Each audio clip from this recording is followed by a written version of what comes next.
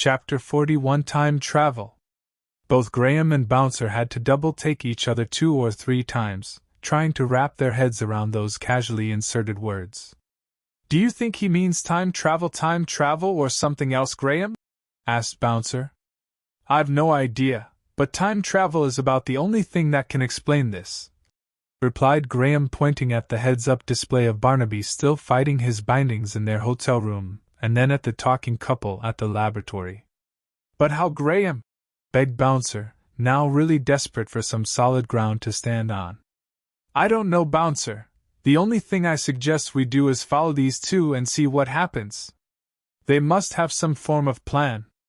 They don't seem too concerned in messing things up either. This solarium must be really powerful stuff." "I know, Graham. Don't forget we ate that stuff. Do you think we'll be okay?" "I would have thought so, Bouncer. If anything was going to go wrong it would have happened by now, I'm sure," reassured Graham.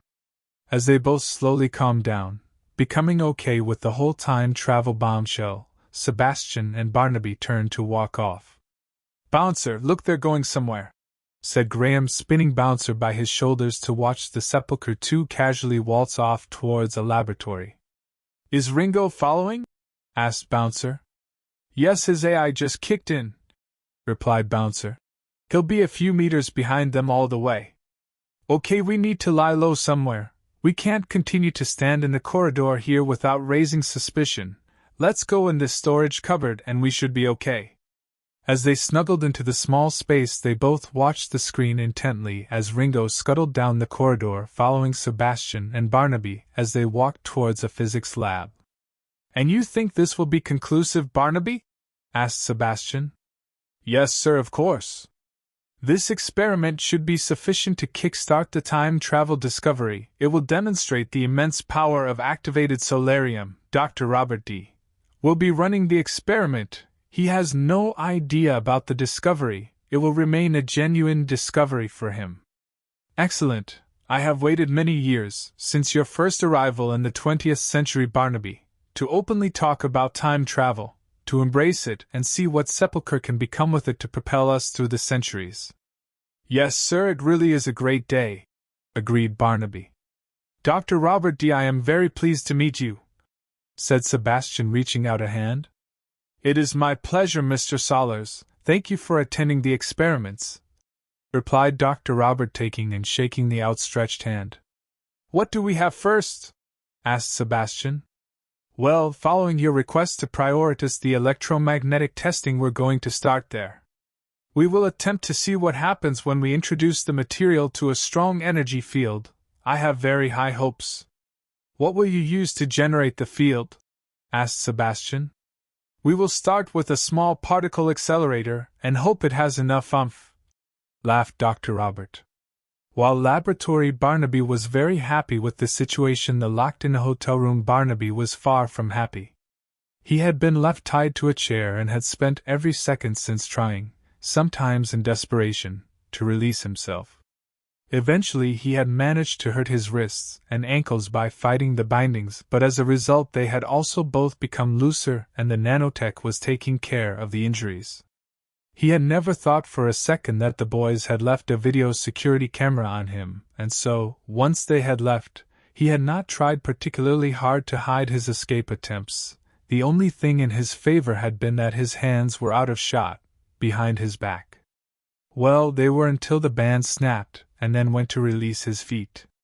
Graham, said Bouncer, pointing at the first heads up. "Barnaby, he has managed to release himself."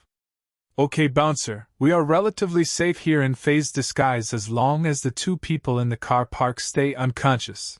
If that changes, then we could be in trouble." "Right, shall we pull Ringo out and get out of here?" asked Bouncer.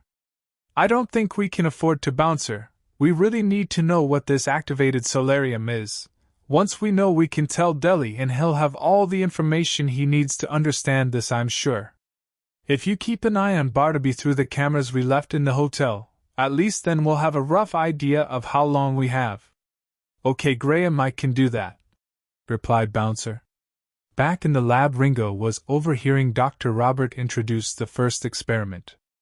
Our first activity will be to take a small amount of the material and see what happens when exposed to a high-energy field. This may, if we're lucky, act as a bump start to any more powerful processes hidden within the test material. As the sample was prepared, the gathered crowd watched expectantly. 2 people in the crowd were slightly less worried about the outcome than anyone else, but were putting on a good face anyway. 3, 2, 1. Dr. Robert counted down to the first ignition. Fire!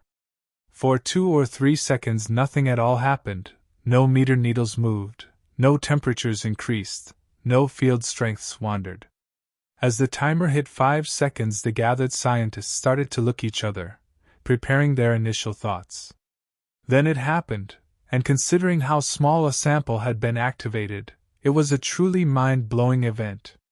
Later, when the high-speed video footage of the experiment was reviewed, the initial bang would clearly be seen as a white-blue flash. Separate video feeds of the instruments would show every one of them go full needle deflection at that precise moment. People familiar with the warping of spacetime, of which on day 1 there were none, would say they could clearly see the warp lines developing as spacetime was wrapping in on itself, echoed images of things that have happened and things yet to happen, all merged into one small warped space.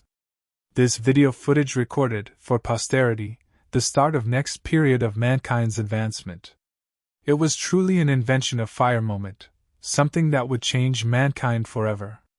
Not only had time travel been discovered, but the warp capabilities that came with it would eventually mean intergalactic travel would, or rather could, become real, no longer science fiction, now a science fact. Dr. Robert D.